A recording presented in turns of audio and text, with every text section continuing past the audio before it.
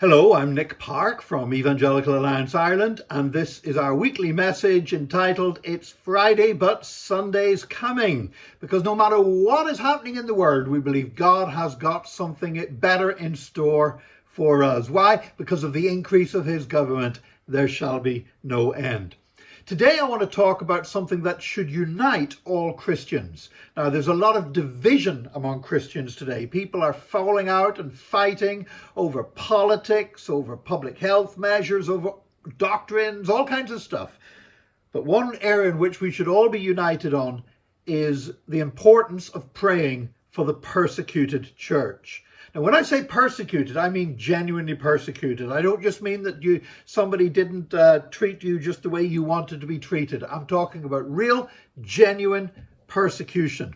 And I'm so grateful that we've got an organization here in Ireland, an Irish-based organization called Church in Chains, who help to keep us abreast of all the different things that are going on in different countries, because persecution is not just happening in one or two places, it's happening all over the place. You know, in countries like Pakistan, where there are laws against blasphemy that are used to persecute Christians and have Christians thrown into prison and sometimes even sentenced to death. Countries like India, where the rise of the BJP, the nationalist Hindu party in government, has really emboldened Hindu fundamentalists to attack Christians, and often physically to attack them. I remember a few years ago I was ministering in India, and I remember we were out in a very rural area. We had pastors that had come in from all around that state, and we had basically a prayer time at the end of one of the services, and it was a very specific prayer time.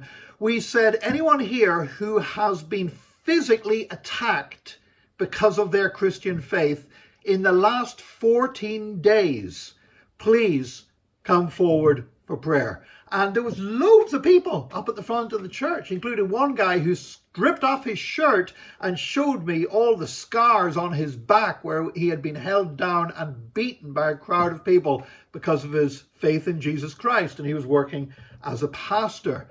We think of countries like Sri Lanka, where there have been bomb attacks against churches when they're trying to worship. Countries like Nepal, where Christians are being discriminated against, where there's a COVID epidemic, and Christians as a persecuted minority are often denied the treatment that other people get.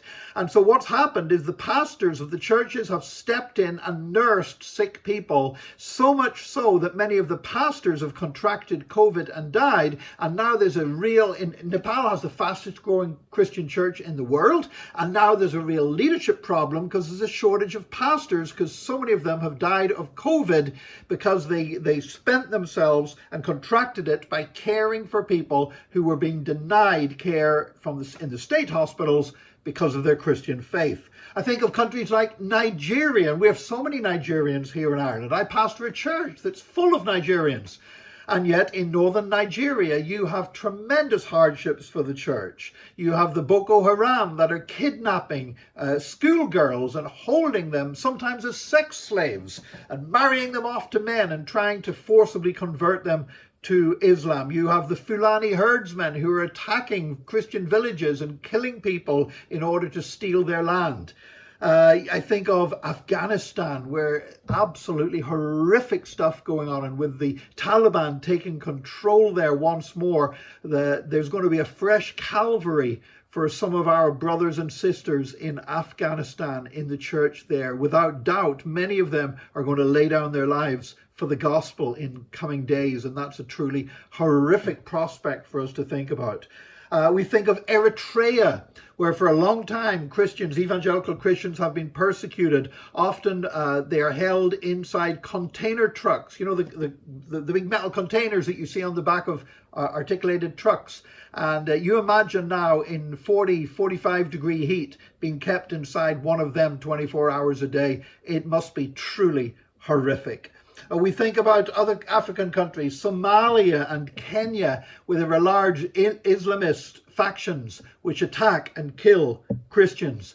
And of course, there's the church in China, that has suffered so much persecution over so many years now, have seen amazing growth, incredible revival, millions and millions, we think well over 100 million born-again believers in China now. And yet the underground churches are facing a renewed wave of persecution in China in recent days. I've been to China many times. I've ministered alongside the underground church. I've wept as I've listened to their stories. I've seen the scars on their bodies caused by the physical abuse that has been inflicted on them when they were tortured in prison.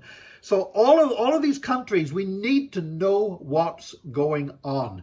You know, these are our brothers and sisters, and we need to pray for them just as much as if it was members of our own physical family that were undergoing this suffering here in Ireland. And so we need to pray for our brothers and sisters across the world. And so I thank God for an organisation like Church in Chains, our own Irish-based organisation, to highlight the plight of the persecuted church. Now, Church in Chains are having their annual conference. It's coming up next Saturday the 11th of September, from 11 o'clock till 12:30. It's an online conference because obviously the numbers of people that want to go to that, you can't yet legally hold a conference for that number of people.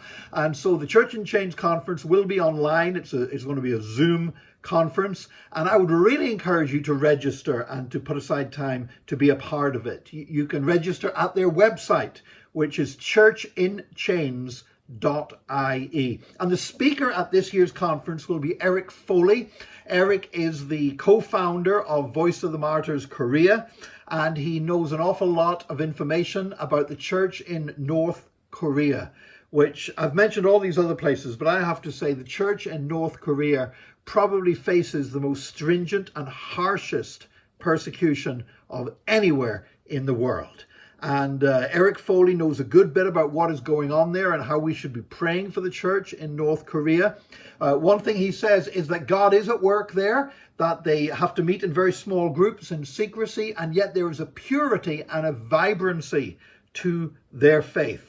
And there will also, in the Church in Chains conference, there will be time for a question and answer session that you can participate in with Eric. And also the Church in Chains, their director David Turner has asked me to convey that it would be great if people could maybe get together in watch parties, where a few of you could gather in a home or in your local church building and connect in by Zoom instead of just watching it on Zoom at home. If you could be part of a group so you can watch this together and be inspired together and pray together. So I would strongly urge you this coming Saturday the 11th of September, 11 a.m. till 12:30, the Church in Chains virtual conference with Eric Foley, co-founder of Voice of the Martyrs Korea. I pray you will be a part of it, and I pray you will be inspired, and I pray you will be motivated to pray for the persecuted church. Thank you for joining us for this message. Please join us again next week for our weekly message. It's Friday, but Sunday's coming.